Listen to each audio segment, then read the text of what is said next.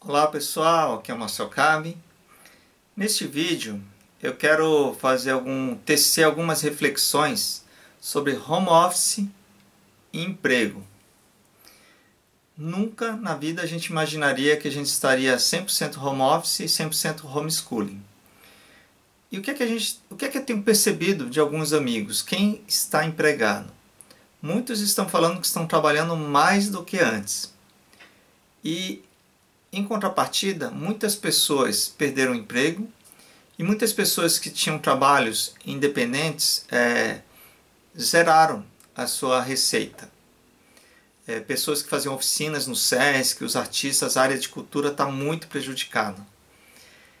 E, enfim, qual é a reflexão que eu quero propor?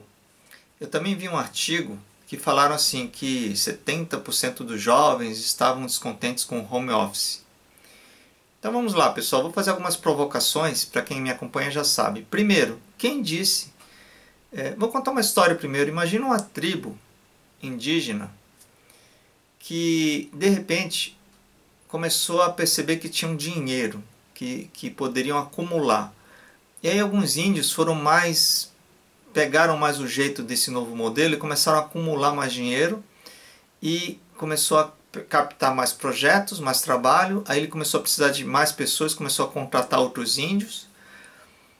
Mas como ele tinha ali os equipamentos, ele contratava um índio para aproveitar melhor aquele equipamento, ele colocava um índio para trabalhar bastante, várias horas direto, mas não dividia com outros índios. Então alguns índios tinham emprego, outros não tinham. Então uns passavam fome e necessidade, e outros trabalhavam pra caramba, não tinham nem tempo direito, mas pelo menos ganhavam seu sustento.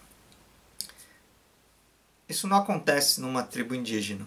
Eles têm um modelo de comunidade muito bom, que privilegia e ajuda uns aos outros. O que a gente criou hoje tem um emprego, não tem um emprego, tem um carro, não tem um carro, tenho, não tenho, tenho, não tenho.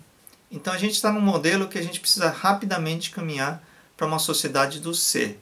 Então, nesse momento de home office, qual a lógica a pessoa trabalhar de 9 às 18 para uma empresa? Por quê? Porque você tinha, antigamente na questão, desde a era industrial, você tinha um investimento nos equipamentos. Então a empresa tinha o escritório, as máquinas, os softwares, a estrutura toda montada, o RH, tudo montado para contratação. Então não valeria a pena eu contratar 3 pessoas, 3 processos seletivos, 3 folhas de pagamento, 3 computadores. Não daria para os 3 usarem o mesmo computador, porque teria problema de segurança. Agora a gente está home office, cada um está usando o seu computador. E a pergunta é, por que eu tenho que ter um especialista no assunto? É aquela história do pato, né? A pessoa especialista, por exemplo, eu sou especialista em marketing no Google. Isso eu sou bom pra caramba. Desculpe, mas é que realmente eu gosto muito de estratégias para aparecer no Google, de conteúdo, etc. Nas mídias sociais eu já não sou tão bom. E agora está surgindo cada vez mais coisas novas. TikTok, estão surgindo muitas coisas. Então, se eu fosse ser contratado por uma empresa para ser o responsável pelo marketing digital, eu seria bom em um pilar, nos outros não seria. E assim as empresas funcionam. Então a reflexão é, por que não, agora que está home office, você tem um especialista em um assunto, especialista em outro, especialista em outro? O RH precisa mudar urgentemente também. Quebra as regras. Por que essas regras de, não, mas sempre foi assim? Sempre foi assim, mas agora a gente está num momento de crise, um momento que é quase um estado de guerra, só que é um estado de guerra que para alguns não parece guerra, então as pessoas seguem o mesmo modelo. Me lembra muito aquela metáfora lembra do Titanic? O Titanic está afundando e tem a banda tocando música.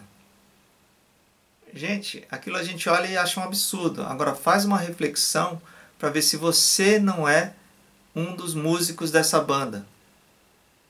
Se você é de RH e fala, não, sempre foi assim e tal. Não, então quebra. A mudança de qualquer empresa, de qualquer organização, pode vir de dentro. Pode e deve vir de dentro. Se você já criou essa consciência, compartilha com outra pessoa e fala, gente, por que a gente precisa ter aquele funcionário?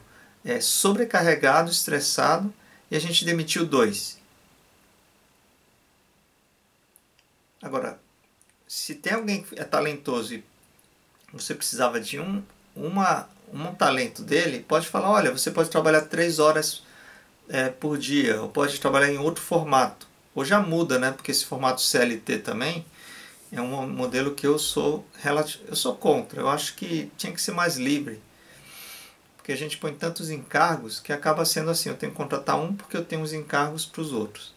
Mas enfim, fica essa proposta de pensamento que é possível, poderia se dar, principalmente as empresas menores, que não têm tanta estrutura quanto as maiores, mas isso vale para as grandes também.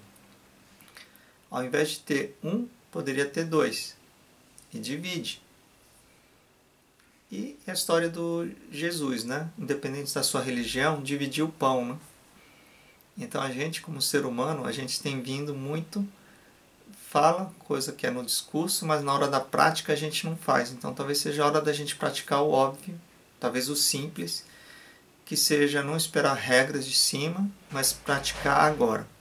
E não por caridade, por eficiência.